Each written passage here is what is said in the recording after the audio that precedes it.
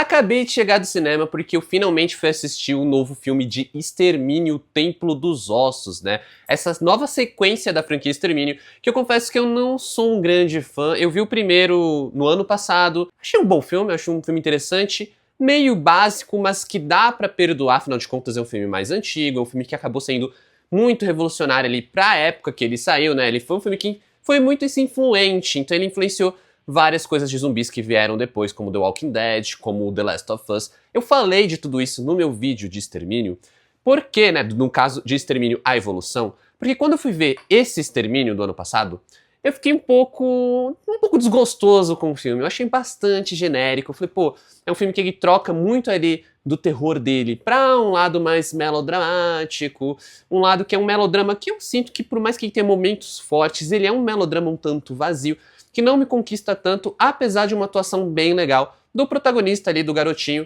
que interpreta o Spike. O meu ponto principal foi uma certa quebra de expectativa com um filme que ele já flertava com a ideia de um surto, né? Uma coisa assim, porque o primeiro filme ele é bem surtado, ele é bem piradão. Esse novo, né, esse terceiro filme da franquia, ele era um filme que, poxa, eu achei ele tão genérico, tão qualquer coisa nesse sentido de que você tá imaginando o mundo que passou por essa coisa de zumbis e está há 28 anos afundado nessa lógica de zumbis, né? Mergulhado no mundo de zumbis, e a sociedade, ao meu ver, ela tá simplesmente tá meio normal demais, sabe? E aí, é claro, a gente tem alguns bons momentos no filme, mas no geral, eu senti que é só mais uma obra de zumbis que usa isso de pano de fundo pra falar sobre filhos e pais, né? Pais, filhos, mães e filhos, e aí, dessas relações, o que por um lado torna a narrativa forte, mas por outro também tira um pouco da maior graça que teria, que era ver como aquilo evoluiu, né? Como aquela situação lá do filme original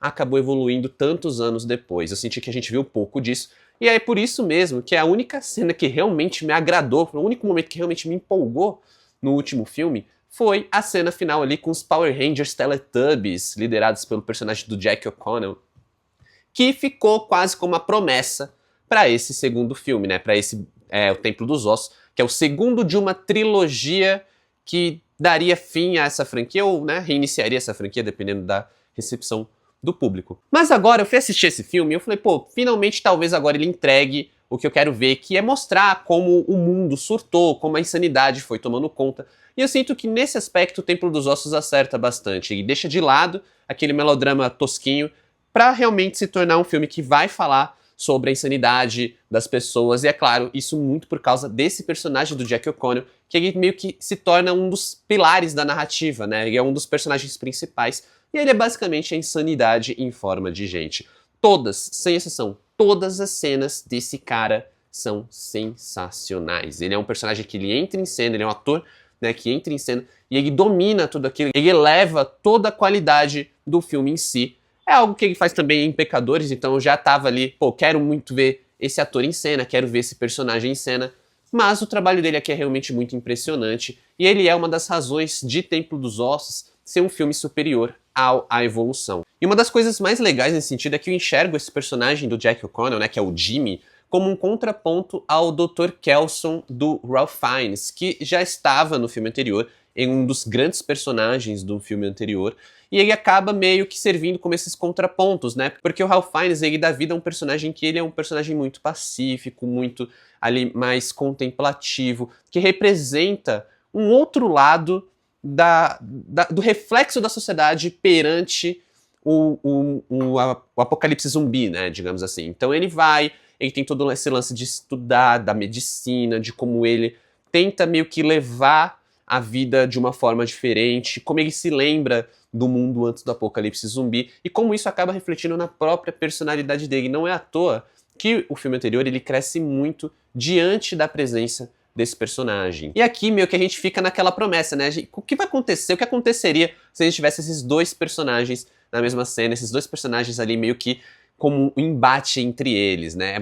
Como eu falei, é uma promessa que fica ali no ar, a gente fica realmente interessado porque o filme ele vai começando a construir isso, sempre de uma forma como construindo quase como que duas subtramas, né? Então a gente tem um lado ali do Meu Namorado é um Zumbi, que é com o personagem do Ralph Fiennes, ali mais dramático, mais lento, mais contemplativo, com algumas passagens realmente legais, admito que são interessantes de ver e talvez traga uma nova perspectiva para o gênero de zumbis, e aí pelo menos tira um pouco o filme daquele ar mais genérico do anterior. E do outro lado a gente tem justamente a jornada dos Jimmys, né, liderados pelo Jimmy interpretado pelo Jack O'Connell, que também tá junto com o Spike, que era meio que o protagonista do filme anterior. Então a gente tem esse segundo núcleo, que é um núcleo que eu acho mais insano, mais divertido de assistir.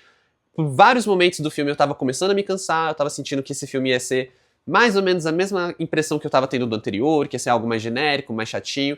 E aí, em dado momento, esses personagens ali, esses Power Rangers Teletubbies, eles começam a entrar em cena e mostrar o que é a insanidade dentro desse mundo onde, em teoria, você não tem mais nada a perder. E foi justamente nesse momento que eu comecei a enxergar um pouco mais a proposta de O Templo dos Ossos, né? Que eu comecei a enxergar realmente algo interessante para ser dito, algo interessante para ser desenvolvido, ainda que eu sinta que a Nia da Costa tem um certo problema para conseguir desenvolver isso. E eu quero me aprofundar mais disso depois que eu me apresentar para você que acabou de chegar aqui no canal. Aqui quem fala é o Adam. Gostaria de te convidar para deixar um like e se inscrever nesse canal. Eu vejo que muita gente ainda não está inscrita aqui no canal. Você vai me ajudar pra caramba mandando uma mensagem pro YouTube que esse vídeo é tão bom que você não apenas quis deixar o like, mas também fazer parte dessa comunidade que a gente está criando aí, formando de fãs de cinema que gostam de falar de cinema. Queria também te convidar para deixar um comentário aqui no vídeo falando da sua perspectiva sobre o filme, qual que é a sua expectativa para esse novo Extermínio, ou se você gostou,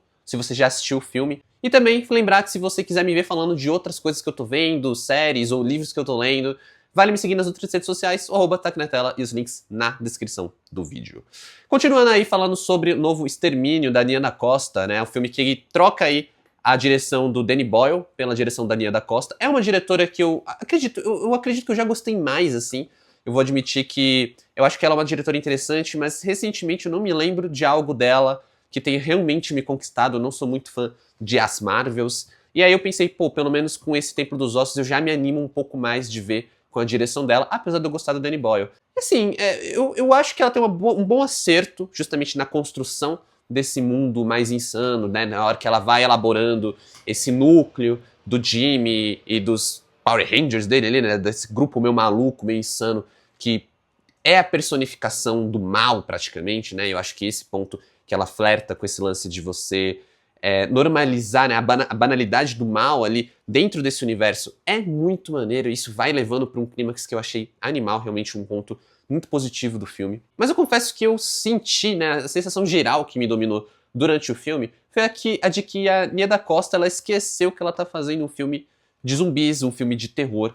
Então, assim, eu sinto que falta muito zumbi, falta muito terror. Eu acho que se ela tivesse deixado um pouco o drama de lado em alguns momentos, se focado um pouco mais justamente nessa parte de terror, o filme ele poderia se elevar, se tornar realmente algo mais marcante. Porque do jeito que ficou melhor que o anterior, eu admito, eu acredito que ficou bem mais legal que o anterior, né? Acho meio difícil ficar pior do que algo tão genérico quanto o anterior, mas também assim, não consegue se destacar e também não consegue cravar aquele ponto que é marcante do primeiro Extermínio, né? De ser um filme muito influente, de ser um filme muito, assim, que meio que quebrava as regras do que a gente esperava do gênero naquela época. Ele basicamente segue a cartilha do filme anterior, ele basicamente segue a cartilha do que tem sido feito no gênero nos últimos anos. Ele larga um pouco a mão de tentar fazer muita firula cinematográfica, né? Não vamos filmar completamente com iPhones e fazer esse take de iPhone assim, com 40 iPhones girando ao redor do zumbi. Eu sinto que ele larga um pouco mão disso para realmente focar ali em aspectos mais empolgantes, como eu falei, esse embate entre esse lado pacifista do Dr. Kelso e esse lado quase satânico do Jimmy, né, que é o Jack O'Connell. E é justamente nesse embate de mentes, de ideologias, que o filme acaba ganhando bastante, apesar dele segurar muito isso para um momento específico do filme. Em todas as cenas de ação, em todas as cenas onde a gente vê humanos contra humanos, né, onde a gente vê esses embates, onde a gente vê esse grupo do Jimmy sendo completamente maligno ali com outras pessoas, é onde o filme ele acaba se sobressaindo muito. E não é à toa que esse momento final, onde a gente vai ter o filme ele realmente indo cada vez mais pro lado da insanidade, que a gente vai ter um filme que vai ficando cada vez mais divertido de assistir. Toda a sequência final, acho que ali os 20, 30 minutos finais são realmente muito bons. E eles são, assim, até bons demais pro resto do filme, sabe? Eu sinto que é um filme meio que mediano, quase esquecível em alguns momentos, pra ter um final realmente gritante, realmente muito maneiro. É justamente aí onde a gente tem um filme que é de zumbis, é um filme que se aprofunda nos seus temas, ele é um filme super hardcore, com Iron Maiden tocando, onde a gente vai pra um lado do tipo, cara, é pirado, não faz tanto sentido, mas também não tem que fazer porque esse mundo tá 28 anos mergulhado no apocalipse zumbi. Então é isso, cara, por que eu quero ver uma sociedade completamente funcional e bonitinha, onde aparentemente o maior impacto dos zumbis é que agora vocês não têm internet, sabe? Talvez se fosse só isso, talvez fosse até melhor, olha só. Mas não, nesse caso aqui é um filme que ele abraça mais essa insanidade, ele abraça mais essa loucura. Eu sinto que a Nia da Costa, ela tem uma direção muito firme nesse aspecto. Eu só queria que ela abraçasse um pouco mais esse lado do terror, que eu sinto que acaba faltando muito e acaba deixando essa deficiência no geral, no decorrer do filme, no corpo do filme, né? Parece que em vários momentos a gente tem um certo vazio, porque a gente tem a elaboração desse grupo do Jimmy, a gente tem a elaboração de um lado mais dramático,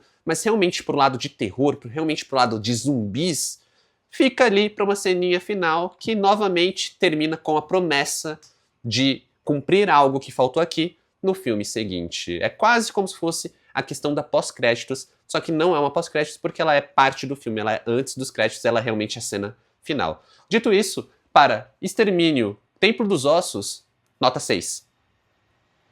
É legal, é massa velho, tem alguns momentos bem divertidos, eu acho que ele pelo menos não é tão genérico quanto o anterior, mas assim também não é tão marcante. O que pra mim tem o Jack O'Connell e realmente é marcante ainda é Pecadores, que ali é um filme que vai além de todas as expectativas. Mas é isso, pessoal. Como sempre, muito obrigado por assistir esse vídeo até aqui. Valeu, falou e até mais.